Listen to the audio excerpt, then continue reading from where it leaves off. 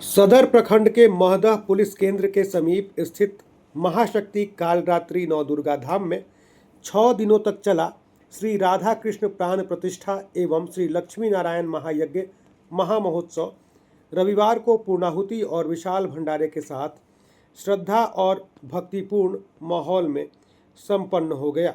महाशक्ति कालरात्रि नवदुर्गा धाम ट्रस्ट के तत्वाधान में आयोजित इस धार्मिक आयोजन में दूर दराज से पहुंचे हजारों श्रद्धालुओं ने भाग लेकर आध्यात्मिक ऊर्जा का अनुभव किया। समापन के अवसर पर श्री राम जानकी आश्रम के महंत राजा राम शरण दास पहुंचे, जहां उन्होंने श्रद्धालुओं को आशीर्वाद देते हुए धर्म और भक्ति के मार्ग पर चलने का संदेश दिया। पूरे धाम परिसर में जयकारों, भजन कीर्तन और वैदिक मंत्रोच्चार से वातावरण भक्तिमय बना रहा। महाशक्ति कालरात्रि नवदुर्गा धाम के पीठाधीश्वर द्वारिकाधीश दास महाराज ने बताया कि महामहोत्सव की शुरुआत 5 मई को भव्य कलश यात्रा के साथ हुई थी।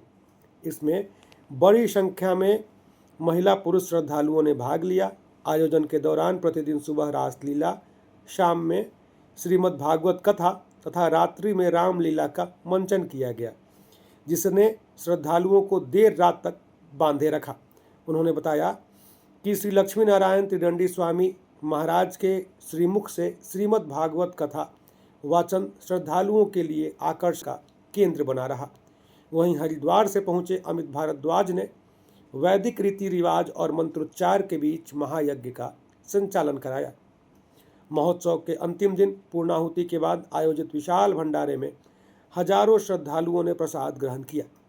पूरे आयोजन के दौरान महदह क्षेत्र में भक्ति, श्रद्धा और आध्यात्मिक उल्लास बना रहा। कार्यक्रम के बारे में जानकारी देते हुए श्री लक्ष्मी नारायण त्रिदंडी स्वामी महाराज गंगा पुत्र ने बताया कि यर्चा विग्रह भगवान राधे कृष्ण की प्राण प्रतिष्ठा हुई है आज, क्योंकि भगवान का जो आदेश है अहम भक्त पराधीन वर्चा विग्रह में ही प्रतिष्ठित होता है और भगवान के प्रति हमारा आपकी श्रद्धा बढ़ती है। इसलिए अपने आप में संकल्प करके प्रतिष्ठा के अनुसार यज्ञ भी हुआ यहाँ लक्ष्मी महायज्ञ, और राधे कृष्ण भगवान की प्रतिष्ठा भी हुई है। उसमें बक्सर के सारे संत भी आए थे, अपने आप में सबने आशीर्वाद दिया है कि महाराज जी ऐसे ही अपने आप में कार्य करते रहे, द्वारिकाधीश जी महाराज ऐसे ही धर्म, सनातन धर्म का विस्तार होता रहे, क्योंकि कोई भी धर्म में आगे बढ़ रहा है तो उसका हमारा आपको और सपोर्ट करना चाहिए कि और आगे बढ़े, ठीक है ना। हाँ, और हमारा बक्सर तो अपने आप में पहले से वैदिक धर्म से ही अपने आप में, यहाँ विश्वामित्र ने यज्ञ किया और अनंत कालों से यज्ञ होता आ रहा है बक्सर में, और अनेक महापुरुष अपने आप में बक्सर में हुए, बड़े बड़े यज्ञाधीश हुए बक्सर में, हजारों हजार अपने आप में कुंड और मंडप से यज्ञ करने वाले। तो ये यज्ञ भूमि है, भारत भूमि धर्म भूमि, विदेश जितने हैं सब भोग भूमि। नित्य वैदिक मंत्र से ऋषोम करते थे, जहाँ व्याधवी वेदांत के सिद्धांत कहते थे, जाइए वो भारतवर्ष। इसलिए यज्ञ अनुष्ठान होना चाहिए, और यज्ञ वही विष्णु, यज्ञ साक्षात विष्णु है। यज्ञ होगा तो वृष्टि होगी, वृष्टि होगा तो अन्न होगा, अन्न होगा तब मनुष्य होंगे, इसलिए यज्ञ जरूरी है। हाँ। आप सभी महात्माओं का कहना है कि बक्सर धाम जी, लेकिन धाम का पहचान होना चाहिए, वो सरकार आज तक नहीं कर। इसके ऊपर सरकार अभी तक निष्क्रिय ही है। कोई भी पार्टी हो, वो कांग्रेस थी या फिर बीजेपी हो, सारे सरकार के अपने आप में लोग अभी निष्क्रिय हैं इसके ऊपर, जबकि सारे मंत्री विधायक इसी नाम पर जीते हैं और इसी जीतते भी हैं कि राम की शिक्षा स्थली, विश्वामित्र की तपस्थली, बाण भगवान की जन्मस्थली, इसी को बोल बोल करके लोग पद पा लेते हैं, लेकिन उस पर चरितार्थ उतर नहीं पाते हैं।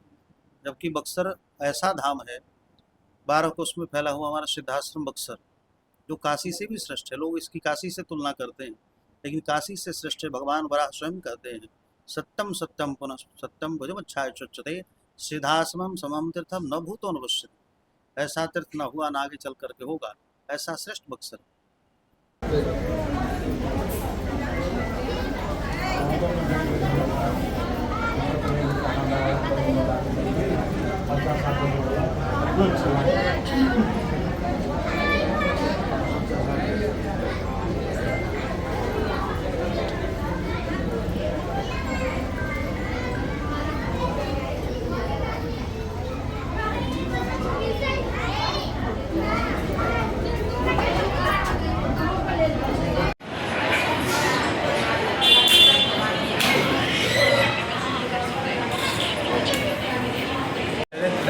ना 10 से